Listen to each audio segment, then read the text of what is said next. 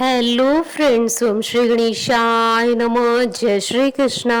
आप सभी का स्वागत है आपके अपने यूट्यूब चैनल पर। फ्रेंड्स, आज हम आपको इस वीडियो में बताने जा रहे हैं सर्वपितृ अमावस्या के दिन पितृदोष से मुक्ति के लिए सुने जाने वाले गीता के 7वें अध्याय के महात्म्य के बारे में। फ्रेंड्स, वीडियो शुरू करने से पहले आपसे रिक्वेस्ट है, अगर आप हमारे चैनल पर नए हैं और आपने अभी तक चैनल को सब्सक्राइब नहीं किया है तो प्लीज़ सब्सक्राइब कीजिएगा चैनल को, साथ ही प्रेस कीजिएगा बेल आइकन को, जिससे नए वीडियो से रिलेटेड नोटिफिकेशन आपको तुरंत प्राप्त हो सके। और वीडियो पसंद आने पर वीडियो को लाइक और शेयर ज़रूर कीजिएगा ताकि सभी भक्तों को इस वीडियो का लाभ प्राप्त हो सके। और कमेंट बॉक्स में जय श्री कृष्णा जरूर लिखिएगा। श्री भगवान बोले, हे पार्थ, अनन्य प्रेम से मुझ में आसक्त चित्त तथा अनन्य भाव से मेरे परायण होकर योग में लगा हुआ तू जिस प्रकार से संपूर्ण विभूति, बल, ऐश्वर्य आदि गुणों से युक्त सबके आत्मरूप मुझको संशय रहित जानेगा, उसको सुन। मैं तेरे लिए इस विज्ञान सहित तत्व ज्ञान को संपूर्णतया कहूँगा, जिसको जानकर संसार में फिर और कुछ भी जानने योग्य शेष नहीं रह जाता। हजारों मनुष्यों में कोई एक मेरी प्राप्ति के लिए यत्न करता है और उन यत्न करने वाले योगियों में भी कोई एक मेरे परायण होकर मुझको तत्व से अर्थात यथार्थ रूप से जानता है। पृथ्वी, जल, अग्नि, वायु, आकाश, मन, बुद्धि और अहंकार भी इस प्रकार ये 8 प्रकार से विभाजित मेरी प्रकृति है। ये 8 प्रकार के भेदों वाली तो अपरा अर्थात मेरी जड़ प्रकृति है। और हे महाभाव, इससे दूसरी को जिससे यह संपूर्ण जगत धारण किया जाता है, मेरी जीव रूपा परा अर्थात चेतन प्रकृति जान। हे अर्जुन, तू ऐसा समझ कि संपूर्ण भूत इन दोनों प्रकृतियों से ही उत्पन्न होने वाला है और मैं संपूर्ण जगत का प्रभव तथा प्रलय हूँ, अर्थात संपूर्ण जगत का मूल कारण हूँ। हे धनंजय, मुझसे भिन्न दूसरा कोई भी परम कारण नहीं है। यह संपूर्ण जगत सूत्र में सूत्र के मणियों के सदृश मुझ में गूंथा हुआ है। हे अर्जुन, मैं जल में रस हूँ, चंद्रमा और सूर्य में प्रकाश हूँ, संपूर्ण वेदों में ओंकार हूँ, आकाश में शब्द और पुरुषों में पुरुष तत्व हूँ। मैं पृथ्वी में पवित्र शब्द, स्पर्श, रूप, रस, गंध से इस प्रसंग में इनके कारण रूप तन मात्राओं का ग्रहण है। इस बात को स्पष्ट करने के लिए उनके साथ पवित्र शब्द जोड़ा गया है। गंध और अग्नि में तेज हूँ तथा संपूर्ण भूतों में उनका जीवन हूँ और तपस्वियों में तप हूँ। हे अर्जुन, तू संपूर्ण भूतों का सनातन बीज मुझको ही जान। मैं बुद्धिमानों की बुद्धि और तेजस्वियों का तेज हूँ। हे भरत श्रेष्ठ, मैं बलवानों का आसक्ति और कामनाओं से रहित बल अर्थात सामर्थ्य हूँ और सब भूतों में धर्म के अनुकूल अर्थात शास्त्र के अनुकूल काम हूँ। और भी जो सत्व गुण से उत्पन्न होने वाले भाव हैं और जो रजोगुण से उत्पन्न होने वाले भाव हैं, उन सबको तू मुझसे ही होने वाले हैं ऐसा जान। परंतु वास्तव में गीता के 9वें अध्याय के श्लोक में चौथा पांचवा देखना चाहिए, उनमें मैं और वे मुझ में नहीं है। गुणों के कार्य रूप सात्विक, राजस और तामस, इन तीनों प्रकार के भावों से यह सारा संसार प्राणी समुदाय मोहित हो रहा है। इसलिए इन तीनों गुणों से परे मुझ अविनाशी को नहीं जानता, क्योंकि यह अलौकिक अर्थात अति अद्भुत त्रिगुणमयी मेरी माया बड़ी दुस्तर है। परंतु जो पुरुष केवल मुझको ही निरंतर भजते हैं, वे इस माया को उल्लंघन कर जाते हैं अर्थात संसार से तर जाते हैं। माया द्वारा जिनका ज्ञान हारा जा चुका है, ऐसे आसुर स्वभाव को धारण किए हुए मनुष्यों में नीच दूषित कर्म करने वाले मूढ़ लोग मुझको नहीं भजते। हे भरतवंशियों में श्रेष्ठ अर्जुन, उत्तम कर्म करने वाले अर्थार्थी अर्थात सांसारिक पदार्थों के लिए भजने वाला, आर्त अर्थात संकट निवारण के लिए भजने वाला, जिज्ञासु अर्थात मेरे को यथार्थ रूप से जानने की इच्छा से भजने वाला और ज्ञानी, ऐसे 4 प्रकार के भक्तजन मुझको भजते हैं। उनमें नित्य मुझ में एक ही भाव से स्थित अनन्य प्रेम भक्ति वाला ज्ञानी भक्त अति उत्तम है, क्योंकि मुझको तत्व से जानने वाले ज्ञानी को मैं अत्यंत प्रिय हूँ और वह ज्ञानी मुझे अत्यंत प्रिय है। ये सभी उदार हैं, परंतु ज्ञानी तो साक्षात मेरा ही स्वरूप है, ऐसा मेरा मत है, क्योंकि वह मंदत मन बुद्धि वाला ज्ञानी भक्त अति उत्तम गति स्वरूप मुझ में ही अच्छी प्रकार से स्थित है।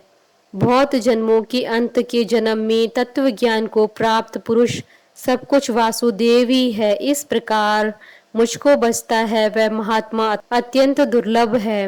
उन भोगों की कामना द्वारा जिनका ज्ञान हारा जा चुका है, वे लोग अपने स्वभाव से प्रेरित होकर उस नियम को धारण करके अन्य देवताओं को भजते हैं, अर्थात पूजते हैं। जो सकाम भक्त जिस जिस देवता के स्वरूप को श्रद्धा से पूजना चाहता है, उस भक्त की श्रद्धा को मैं उसी देवता के प्रति स्थिर करता हूँ। वह पुरुष उस श्रद्धा से युक्त होकर उस देवता का पूजन करता है और उस देवता से मेरे द्वारा ही विधान किए हुए उन इच्छित भोगों को निसंदेह प्राप्त करता है। परंतु उन अल्प बुद्धि वालों का वह फल नाशवान है तथा वे देवताओं को पूजने वाले देवताओं को प्राप्त होते हैं और मेरे भक्त चाहे जैसे ही भजे, अंत में वे मुझे ही प्राप्त होते हैं। बुद्धिहीन पुरुष मेरे अनुत्तम अविनाशी परम भाव को न जानते हुए मन इंद्रियों से परे मुझ सच्चिद आनंद परमात्मा को मनुष्य की भांति जन्म कर व्यक्ति भाव को प्राप्त हुआ मानते हैं। अपनी योग माया से छिपा हुआ मैं सबके प्रत्यक्ष नहीं होता, इसलिए यह अज्ञानी जन समुदाय मुझ जन्म रहित अविनाशी परमेश्वर को नहीं जानता, अर्थात मुझको जन्मने मरने वाला समझता है। हे अर्जुन, पूर्व में व्यतीत हुए और वर्तमान में स्थित तथा आगे होने वाले सब भूतों को मैं जानता हूँ, परंतु मुझको कोई भी श्रद्धा भक्ति रहित पुरुष नहीं जानता। हे भरतवंशी अर्जुन, संसार में इच्छा और द्वेष से उत्पन्न सुख दुखादि द्वंद्व रूप मोह से संपूर्ण प्राणी अत्यंत अज्ञाता को प्राप्त हो रहे हैं, परंतु निष्काम भाव से श्रेष्ठ कर्मों का आचरण करने वाले जिन पुरुषों का पाप नष्ट हो गया है, वे राग द्वेष जनित द्वंद्व रूप मोह से मुक्त दृढ़ निश्चयी भक्त मुझको सब प्रकार से बचते हैं।